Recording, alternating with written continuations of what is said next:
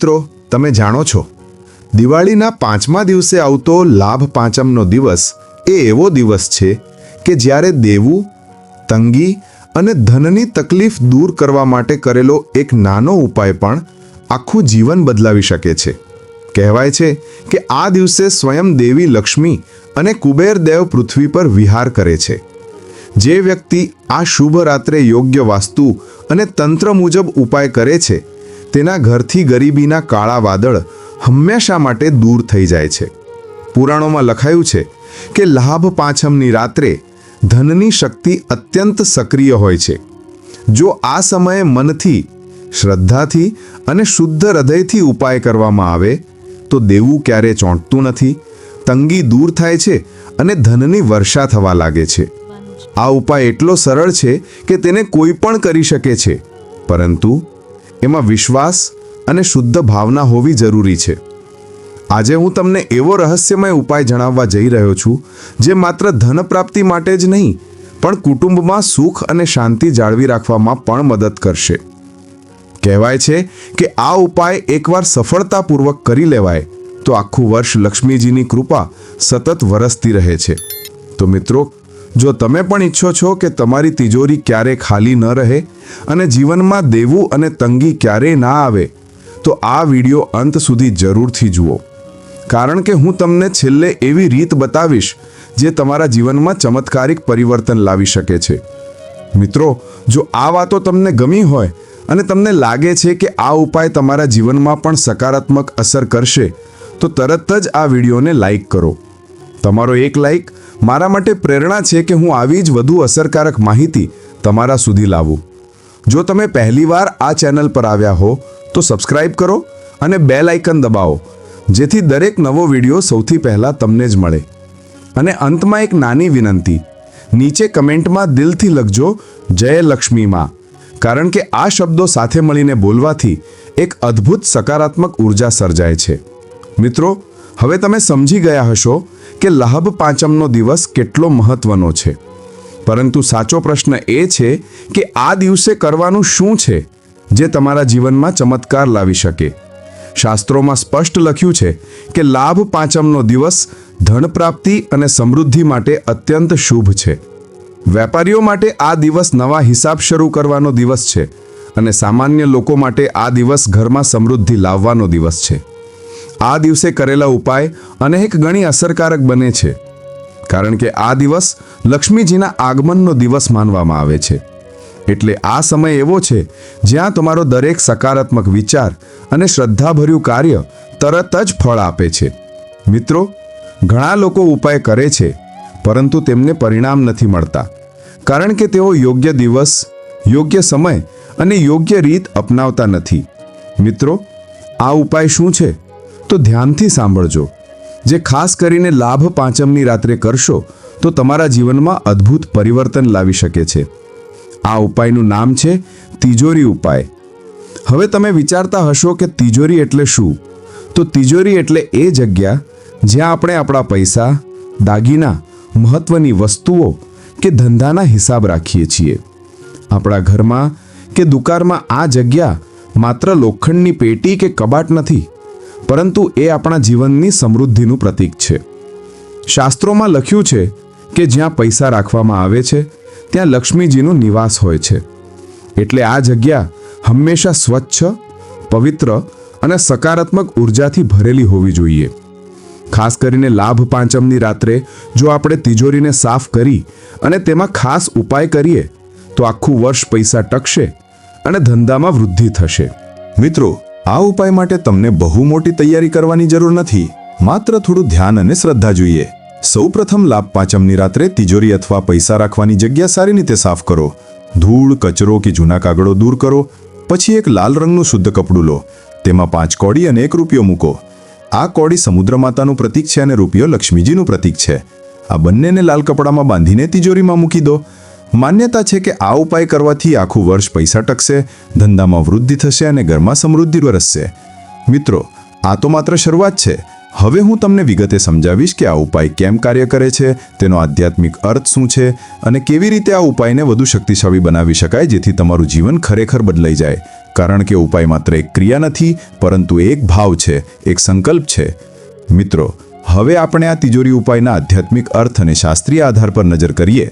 શાસ્ત્રોમાં લખ્યું છે કે લક્ષ્મીજીનું નિવાસ હંમેશા ત્યાં થાય છે જ્યાં સ્વચ્છતા, પવિત્રતા અને શ્રદ્ધા હોય.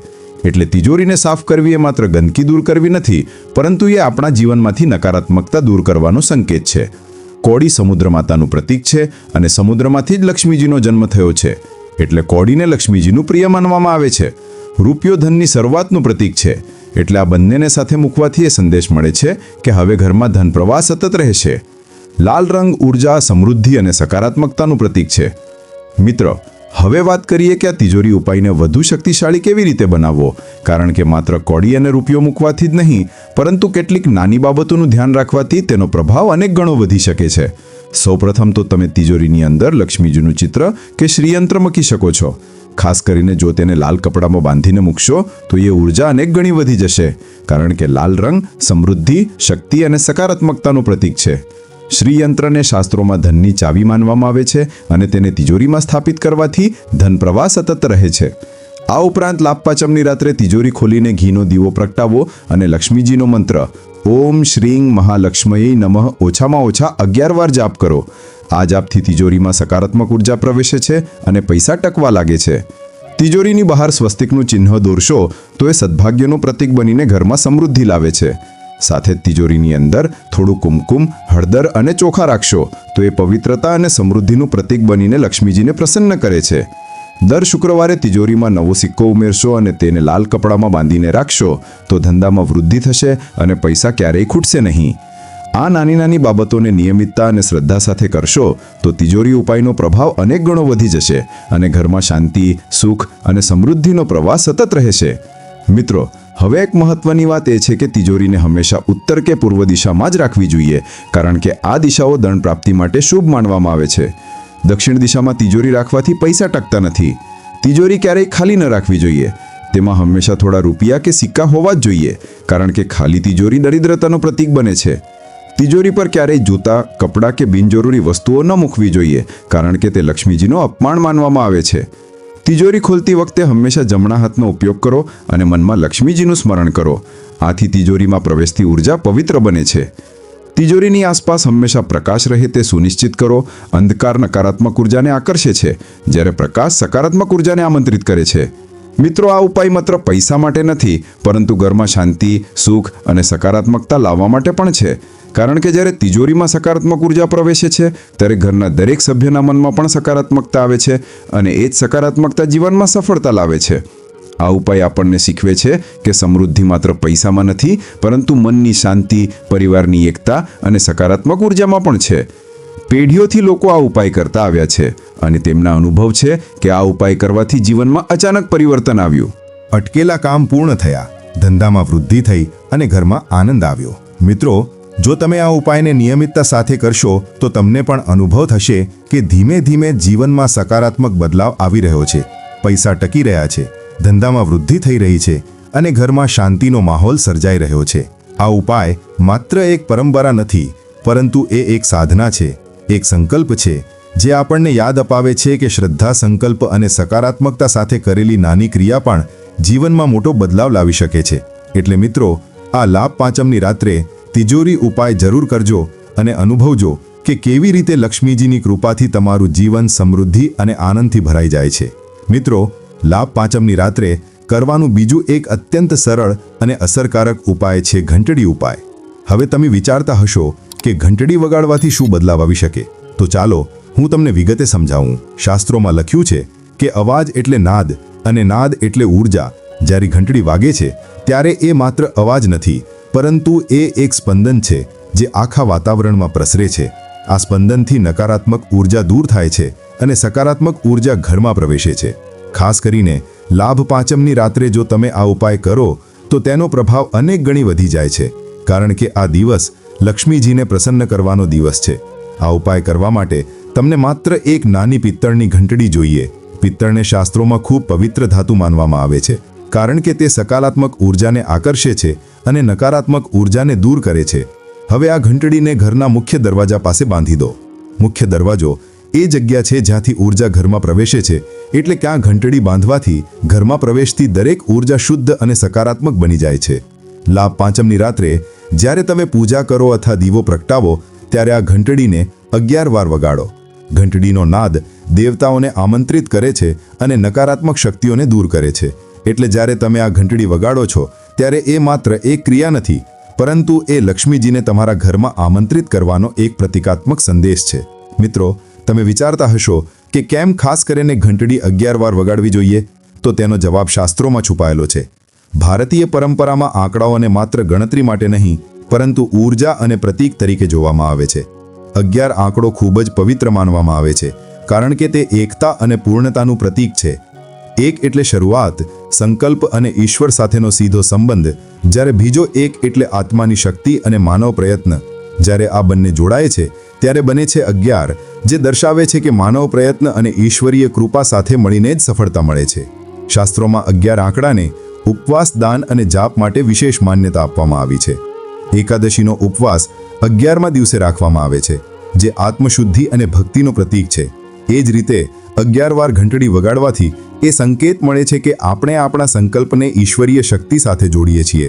ઘંટડીનો નાદ 11 વાર વાગે ત્યારે એ માત્ર અવાજ નથી રહેતો, પરંતુ એ એક સતત સ્પંદન બનીને ઘરમાંથી નકારાત્મકતા દૂર કરે છે અને સકારાત્મક ઊર્જાને આમંત્રિત કરે છે. માન્યતા છે કે 11 વાર ઘંટડી વગાડવાથી દેવતાઓ પ્રસન્ન થાય છે અને લક્ષ્મીજીનું આગમન થાય છે. એટલે મિત્રો, આ માત્ર એક પરંપરા નથી, પરંતુ એક ઊંડો આધ્યાત્મિક સંદેશ છે કે જીવનમાં સફળતા મેળવવા માટે માનવ પ્રયત્ન અને ઈશ્વરીય આશીર્વાદ બંને જરૂરી છે. મિત્રો, ઘણા પરિવારોનો અનુભવ છે કે આ ઉપાય કરવાથી ઘરમાંથી અશાંતિ દૂર થઈ ગઈ, મનની ચિંતા ઓછી થઈ ગઈ અને ધંધામાં અચાનક વૃદ્ધિ થવા લાગી.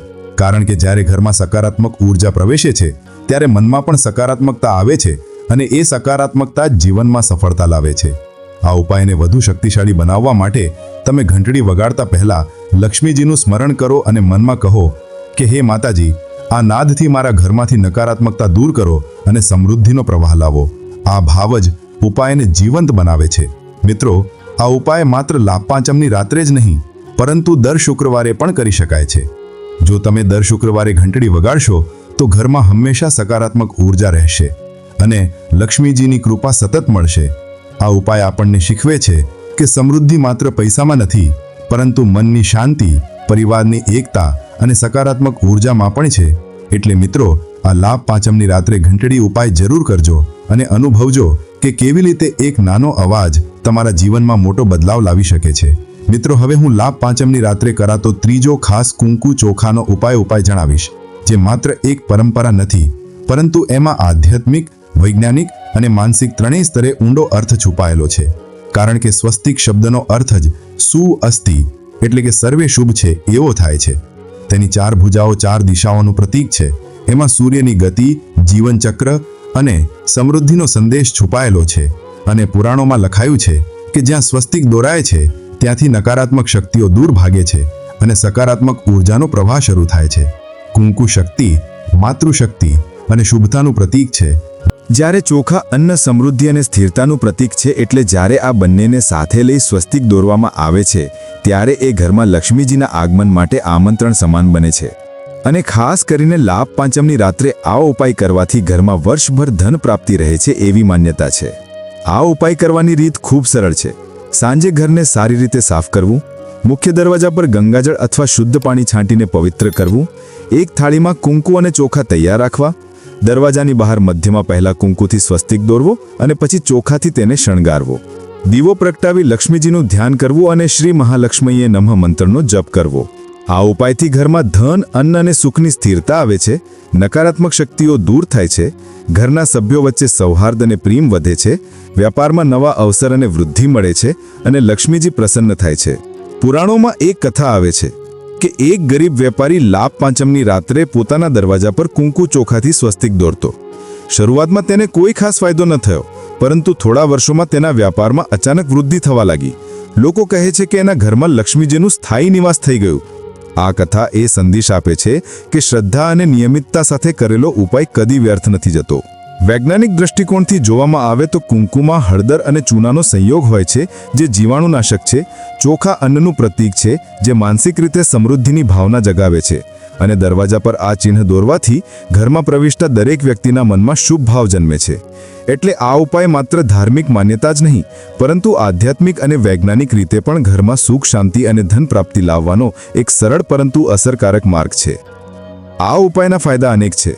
ઘરમાં વર્ષભર ધન પ્રાપ્તિ રહે છે, વેપારમાં નવા અવસર મળે છે, કુટુંબમાં શાંતિ અને સુખ વધે છે, નકારાત્મક ઉર્જા દૂર થાય છે, લક્ષ્મીજી પ્રસન્ન થાય છે અને જીવનમાં સમૃદ્ધિનો પ્રવાસ સતત રહે છે. આ ઉપાય કરતી વખતે મનમાં શ્રદ્ધા, ભક્તિ અને સકારાત્મક ભાવ રાખવો ખૂબ જરૂરી છે, કારણ કે માત્ર ક્રિયા પૂરતી નથી પરંતુ ભાવના જ ઉપાયને સફળ બનાવે છે.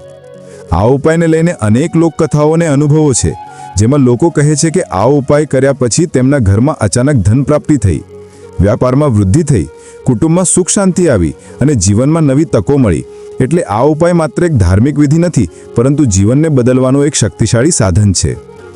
અંતે કહી શકાય કે ચોખાનો આ ઉપાય માત્ર એક પરંપરા નથી પરંતુ એમાં શાસ્ત્ર, વિજ્ઞાન અને શ્રદ્ધા ત્રણેયનો સંગમ છે. અને લાભ પાંચમની રાત્રે દરવાજા પર સ્વસ્તિક દોરવાથી ઘરમાં સમૃદ્ધિ, શાંતિ અને ધન પ્રાપ્તિ વર્ષભર ટકી રહે છે. અને આ ઉપાય દરેક ઘરમાં કરવો જોઈએ જેથી લક્ષ્મીજી પ્રસન્ન થાય અને જીવનમાં સુખ સમૃદ્ધિ વરસે. મિત્રો, જો તમને આ ઉપાય ગમ્યા હોય તો તરત જ લાઈક કરો, તમારા પરિવાર અને મિત્રો સાથે શેર કરો અને અમારી ચેનલને સબસ્ક્રાઇબ કરો.